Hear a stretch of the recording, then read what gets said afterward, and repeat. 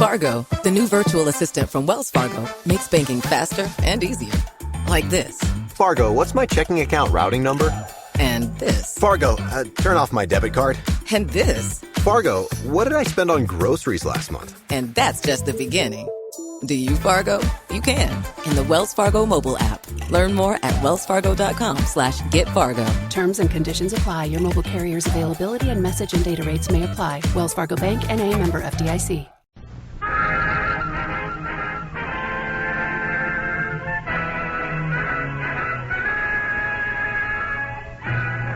Tales of the Texas Rangers, starring Joel McRae as Ranger Jace Pearson. Another authentic reenactment of a case transcribed from the files of the Texas Rangers.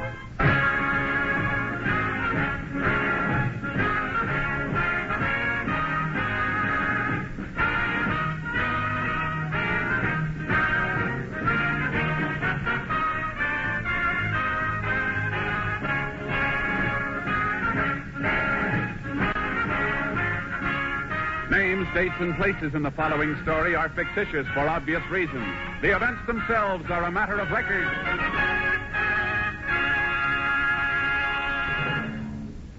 Before we bring you today's Tales of the Texas Rangers, let's turn on our microphones down the hall in Studio A here at NBC's Hollywood Radio City, where rehearsal for the Phil Harris Alice Faye show is in progress.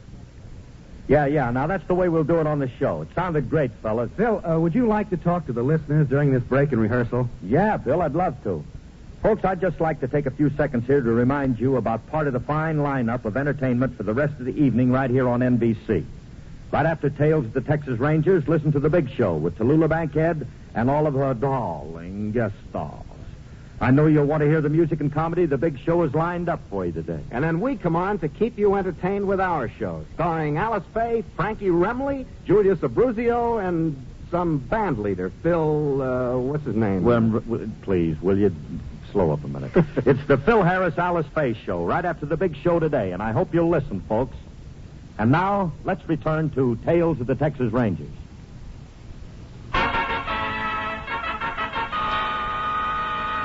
And now, from the files of the Texas Rangers, the case called Bright Boy.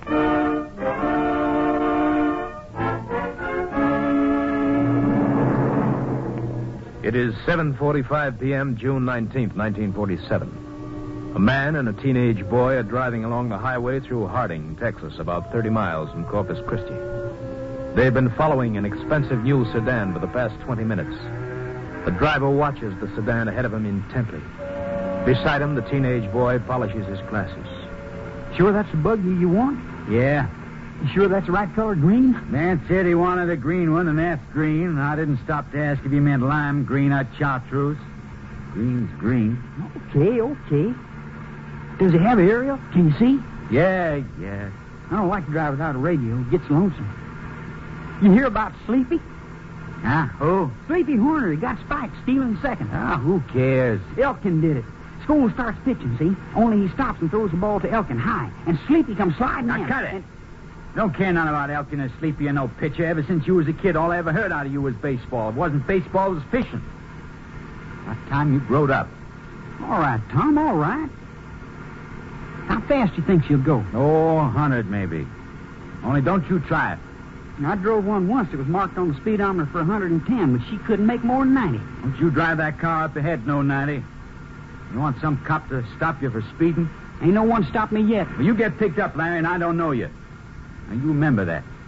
I ain't telling you how to drive this car. Well, I'm telling you, don't you take that car over 50. You're getting too smart for your own good lately. Think everything's a game, like those baseball players of yours. Okay, Tom, I won't speed. You know, I wished I had a gun, like you got. You get a gun, you'll be dumb enough to use it. What do you think you need one for? I don't know. Just wished I had one. He's turning. Yeah, he'll stop at the grocery store. Always does. Well, I still wished I had a gun. You getting scared? I can take care of myself. When you get down there, you call your cousin Melvin, see if he wants to drive one of the cars across. Mexican can't drive both of them. Yeah, sure. You're slowing down. You know what to do now. Sure. I got the jumper wires already. Connected, just like you seen me do the other times, on the coil. Try to open that hood quiet like. I know how to do it. You better. I'm sort of worried you going alone for the first time. I'm telling you, I'll be all right. When will I see you, As soon Tom? as I swipe that other car. Probably day after tomorrow. I'll call you and say where you're to meet me. I'll drop you off just past the store. And wait till he gets inside. Okay, Larry. Okay, so long.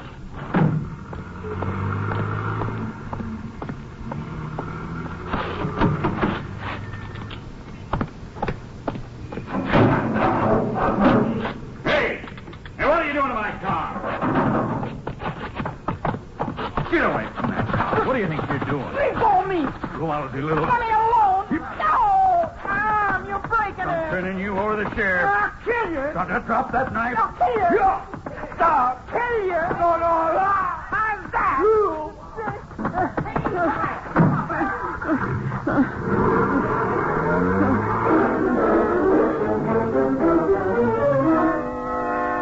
Captain Mavis of the Highway Patrol was summoned immediately, and he in turn requested the help of the Texas Ranger. Ranger Jace Pearson was assigned, and at 10:30 p.m. met the captain in the hospital where the victim was being given emergency treatment. Howdy, Levi. Howdy, Jace. Glad you made it so fast. He's in there. How is he? Pretty bad? The boys tell me his arms and chest are all cut up, but he could be a lot worse. Expect he'll be scarred up some, though. Let's see him. Yeah.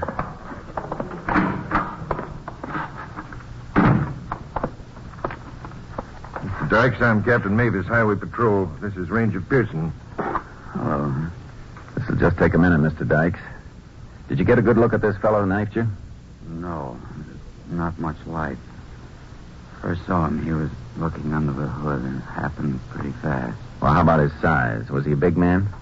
Not rightly a man at all. This kid, maybe 16 or 17. Kid, huh? Can you describe him at all? Oh, like I said, it was dark. I wouldn't know. I wouldn't know him if I saw him. Except he had glasses and they got knocked off. I got him here, Jace. Picked him up on the street. Ordinary steel rim kind. Let's see. The lens is pretty thick. He must have bad eyes. One lens broken. Yeah. How'd he start the car, Mr. Dykes? You leave the motor running when you got out? Oh, I know better than that, Ranger. I turned it off and took the key. Still in my clothes, I guess. The kid must have used a coil jumper under the hood to short the ignition wires. That's what we figured, Jace. Well, thanks, Mr. Dykes. We'll get a complete statement later. You better get some rest now. Come on, Levi. Take it easy, Mr. Dyke.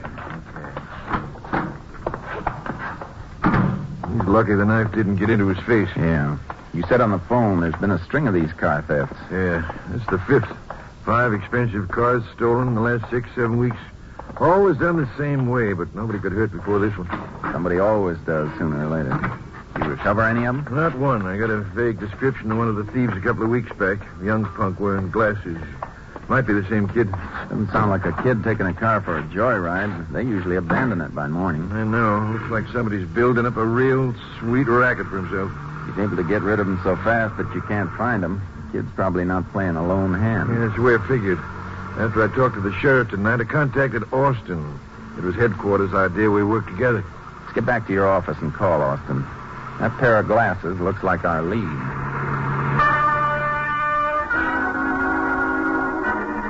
At Captain Mavis' office, I put in a call to the Bureau of Identification and Records in Austin. I asked them for all pictures of teenage boys wearing glasses who might be possible subjects for investigation in this case. The pictures came down on the morning plane. Captain Mavis and I started calling on optometrists in Corpus Christi as there were none in Harding. It was almost noon when we found an optometrist who recognized one of the pictures. From his records, he definitely identified the glasses as the pair he'd made. The prescription of the unbroken lens was identical. Subject's name was Larry Vale, age 17. He'd been picked up in September of the previous year for investigation of car theft and was released for lack of evidence. Larry Vale lived 18 miles outside Corpus Christi in a rural area. We headed out there with a search warrant. Doesn't look like much of a place, just a shack.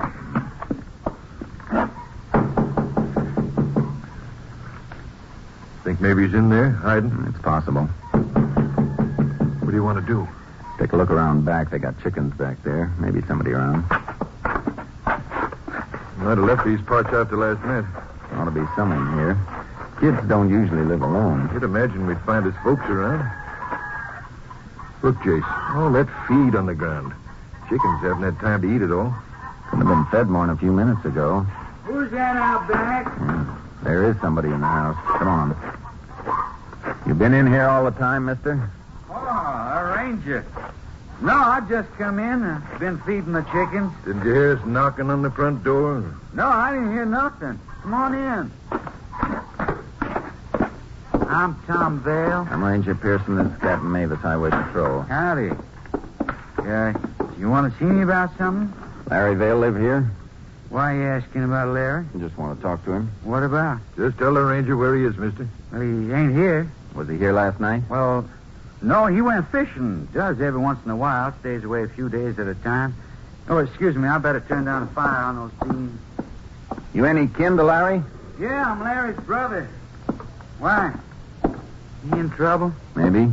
Where does he go fishing? Oh, all around. He was gone when I come home yesterday. Got any idea where we can find him? Maybe a Rockport or Port Aransas. Likes to fish off the jetties. Might even be on a shrimp boat. Does it once in a while. Pick up a couple bucks. How about a can of beer? No, thanks. Me either. About your brother. Doesn't he have a steady job? Larry? No. He used to work in a packing plant, ice and vegetables. Didn't like it, though. Better go fishing. Thinks spending money selling his catch. Still like to know what you want him for. We think your brother stole a car last night. Knifed a man pretty bad. Where? Port Aransas? Harding. Oh, it must be some mistake. Larry wouldn't do nothing like that. Besides, I know he went fishing. We want to have a talk with him about it anyhow. Okay, but I know you got the wrong guy. Larry's a good kid. He wouldn't cut anybody. He was investigated for car theft last year, wasn't he? Well, yeah. They said he took a car. It was just a bunch of kids. You know how it is. But they couldn't hold him because he wasn't guilty. You can't hold that against him. Mind if we take a look through the house? No, why should I? Thanks. Where's your brother's room? That one right there.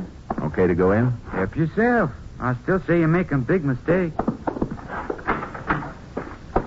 I'd say he likes baseball from all those pictures on the walls. Yeah, he's nuts about it. That's all he talks about, that and fishing. Want some coffee? Not for me. No, thanks. Well, if you don't mind, I got to get that pot off the stove before it boils over. Sure. Go ahead. I'll be right back. What do you think, Chase? Well, we know Larry didn't go fishing. I'll look through these drawers. How about checking that closet, Levi? Okay. Awful lot of junk in here. Saves everything, just like my boy. Levi, where's Howard Memorial Ballpark? Not around here. Why? Find something? Maybe. 4 baseball tickets. You must go there often. With the spread and the numbers on them, I'd say they were bought over quite a period of time. Think it means something? Could. I'm going to jot down these ticket numbers. Kid's sure crazy about baseball. That brother's coming back. Yeah, I'm finished. Well, you find any knives or any hatchets or anything? No, we didn't find anything like that. Well, look all you like. I think we've seen enough. Well, come back any time. You're always welcome. Thanks. We may take you up on that.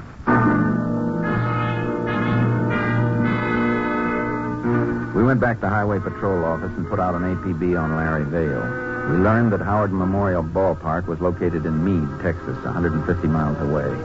I followed a hunch and called the manager of the ballpark to check on the dates of the ticket stubs found in Larry Vale's room. Come here, Levi. I want you to see this. Your hunch pay off? Uh-huh. I think we got something. A car stolen here May 9th. The kid sees a ball game in Meade May 10th. Car stolen May 23rd. Kid's in Meade the 24th. Same routine June 6th and 7th, and again last week. And Meade's right on the border.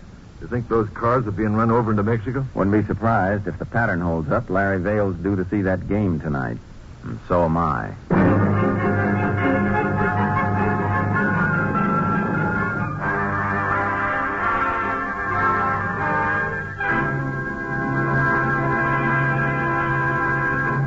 In just a moment, we will continue with Tales of the Texas Rangers, starring Joel McCrea as Ranger Jace Pearson.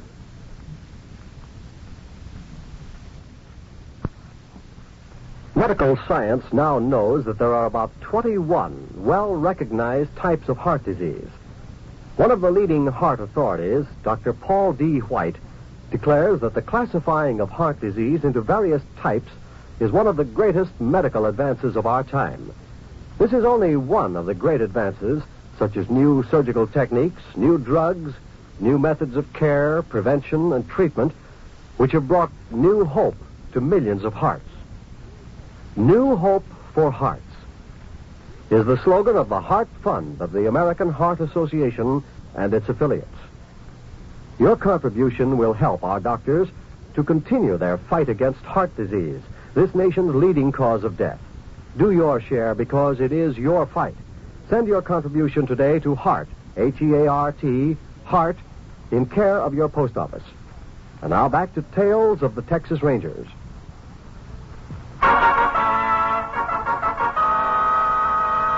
We continue now with Tales of the Texas Rangers and our authentic story, Bright Boy. I radioed Ranger Clay Morgan and asked him to meet me in Meade. I figured I could get there before the game started and we'd be able to spot Larry Vale entering or leaving the ballpark. I was 30 miles from Meade when it started to rain. By the time I pulled into town, it was coming down hard. Clay was waiting for me at the hotel coffee shop. Might as well sit down and have a cup of coffee, Jace. Why? What's up, Clay? Well, I hate to tell you, but the game's been called off. I was afraid of that. Could I have a cup of coffee, miss? Any other ideas where we can find him? There's better than 60,000 people in this town. Might run into quite a job picking him out. Yeah. Thank you. Got a mugshot of him? Yeah, a couple. Here's his picture wearing glasses, taken last year. Just a punk, isn't he? Uh-huh. Here he is again, without his specs. He sure must need them the way he squints. Probably having a rough time now that he's lost them. Unless he had another pair made. I don't think he's had time for that yet. Many optometrists in town, Clay? Oh, 4 or 5. He could be having them made here. I think we'd better start making the rounds in the morning.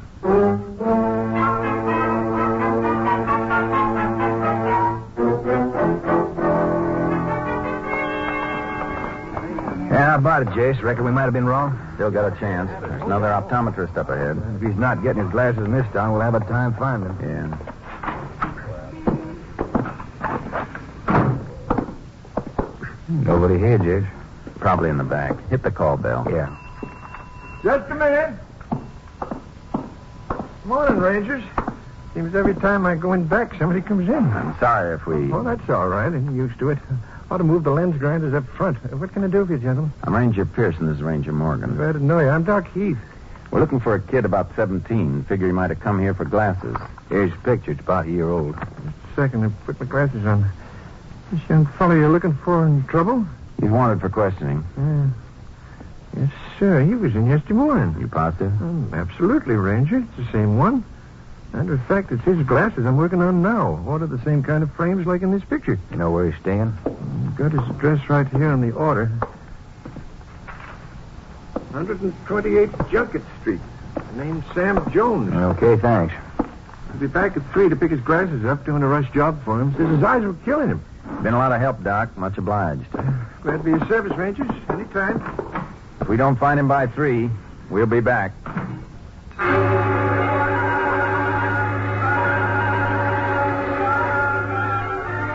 Ranger Morgan and I went to the address given us by the optometrist. Larry Vale, alias Sam Jones, wasn't there. It was an empty field. Thought for a minute that shack was it. No, he just pulled that address out of his hat. Happened to be this field. Yeah, well, we'll have to pick him up at the optometrist. Go on, get in, Jace. Maybe we shouldn't pick him up, Clay. What do you mean? I got an idea. Suppose you tail him and let him know he's being followed. What's your plan? We're going to try and get friendly with him. Look at it this way. Larry Vale's just a kid, 17 years old. He steals cars. 4 of them we're pretty sure of. He brings them to the Mexican border each time. He can't be in this alone. We got to find out who's with him. You think you can get into the kid's confidence? I'm going to try. You better watch him, Jace. He knows how to handle a knife. Yeah. A man in the hospital told me.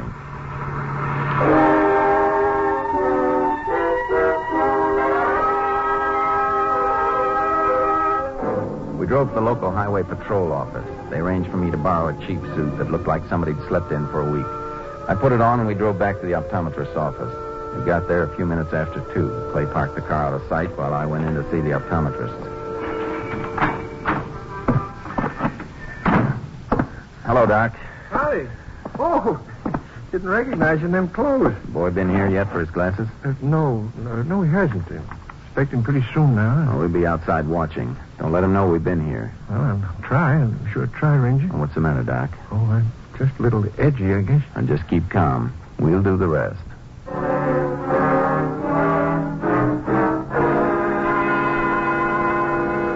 After Clay parked the car, he walked down to the bus stop at the corner and stood against a wall reading a newspaper.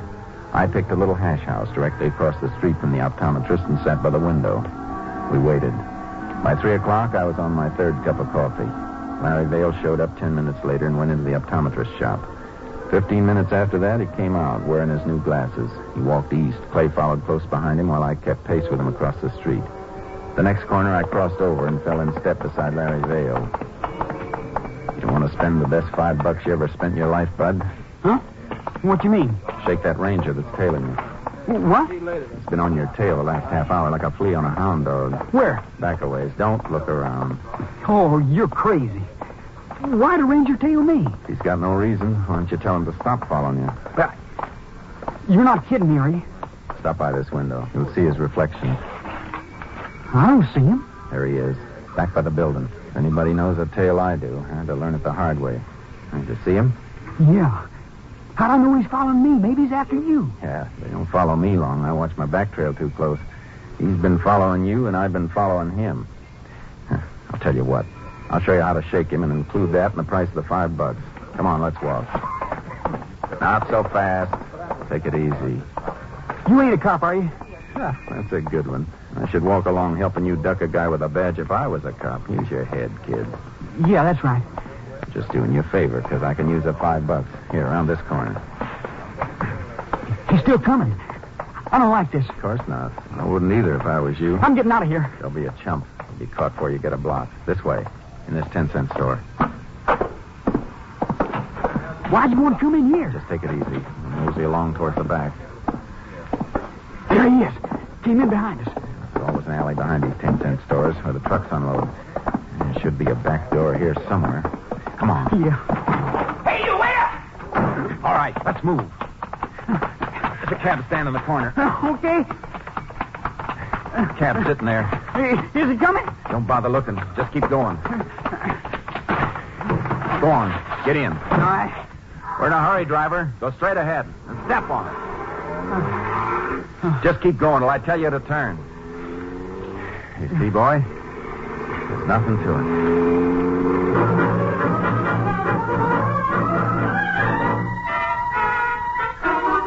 An hour later, I was still with Larry Vale. We left the cab after a short ride and walked the last 3 blocks to the small hotel where he had a room. He insisted on buying some peanuts on the way. I told him my name was Steve Jarvis and let him do most of the talking. Good peanuts, Steve. Want some more? No, it'll spoil my appetite. No. Boy, I want to tell you I'm the luckiest guy in the world. Meeting up with you, and I did. How many times could something like this happen? It was good goobers. Wished I'd bought some more. You know, often you run into somebody your age already knows the score. Yeah, I guess that's right. You hop too, Steve? You don't think I'm bumming around because I like it, do you? Right now, I need a steak to get me on my feet. Oh, I owe you some money. Sure was worth a pin, what you did. No, I don't want your dough, kid. I need some real dough. You gotta find a good deal. Hey, Steve, I got an idea. Why don't you work with us? Yeah? Who's us? Me and the boss. We need another guy. We're going to ask my cousin. As long as we need somebody, might as well be you. No reason why I wouldn't go for that, is there? Maybe. Depends. What's the deal? Hot cars. Cars, huh? Yeah. We lift them mostly around Corpus. Drive them over here. He's bringing in another one today. What do you do with them? Drive them across the border? No, we don't. He's got a Mexican comes up from. But now we're bringing 2 cars each time. We need another driver to take him across. Well, what do you say, Steve? Maybe he won't like the idea of taking in a stranger. That's what you did for me. You go for it. When can I meet you, boss? Oh, any time now. Supposed to meet him at a cafe. Come on, let's head down there. Okay, kid. Hey, wait. How about that ranger? Yeah, don't worry about him. He's easy to shake.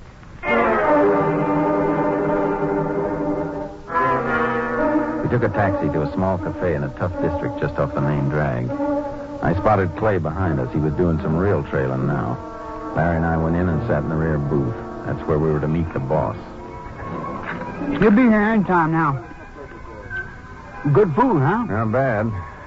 What kind of price you get for the cars over the border? Better than here? Oh, sure. Always $1,000 over the regular price. Sometimes more. Sounds all right. You got a regular contact there? Yeah, Mexican. He got a garage in Rio del Sur.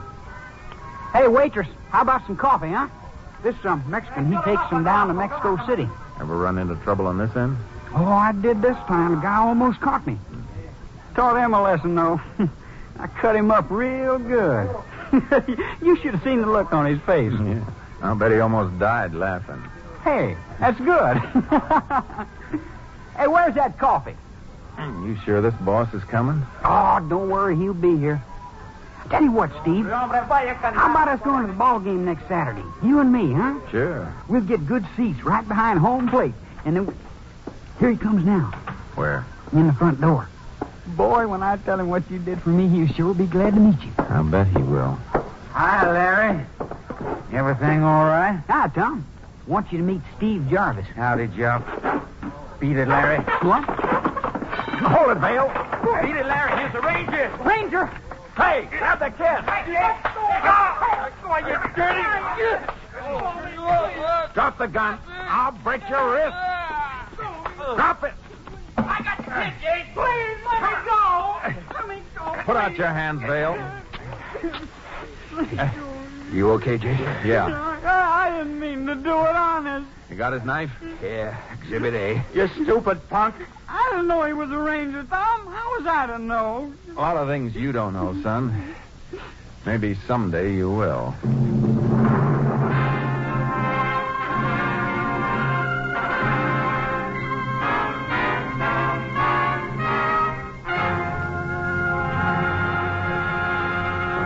In just a moment, we will tell you the results of the case you have just heard. Hello, friends. This is Jack Parr. I'll be with you later this evening with the $64 question, but right now I'd like to remind you about some of the other great shows this evening on the NBC Radio Network. In just a few minutes, you'll hear The Big Show with Tallulah Bankhead and a big array of guest stars. And, of course, Meredith Wilson will be on hand to direct The Big Show Orchestra and Chorus. You will hear 90 minutes of scintillating comedy and music today on The Big Show. And then, right after The Big Show, stick around for the Phil Harris Alice Faye Show with Frankie Remley, Julius Abruzio, Brother William, and the entire Harris household. It's a program that's sure to please you. Later today, Theater Guild on the Air will bring you stars from Hollywood and Broadway in an exciting Broadway play. And right after Theater Guild on the Air, I'll be back with a pocket full of money and the $64 question. I'll be talking to a lot of contestants tonight, and maybe you will hear one of your neighbors. So why not stay tuned right now to the NBC for a whole evening of great entertainment. I'll be looking for you in our radio audience tonight. And now, let's get back to the tales of the Texas Rangers.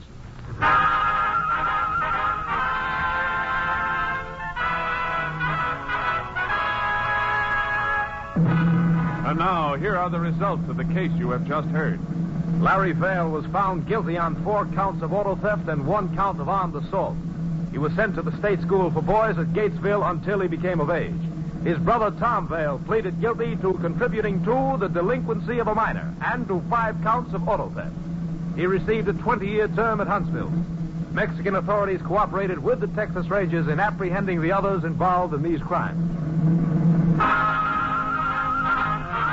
Next week, Joel McRae in another authentic reenactment of a case from the files of the Texas Rangers.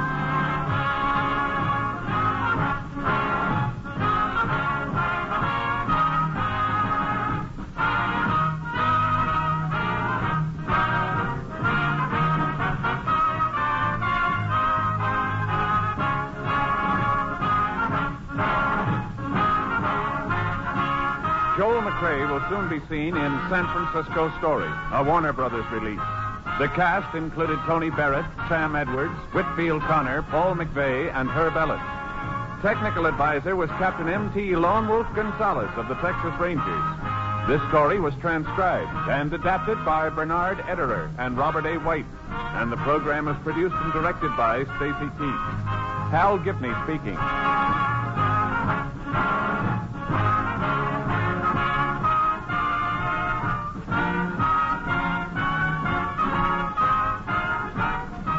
Next, The Big Show brings you drama, comedy, and music on NBC.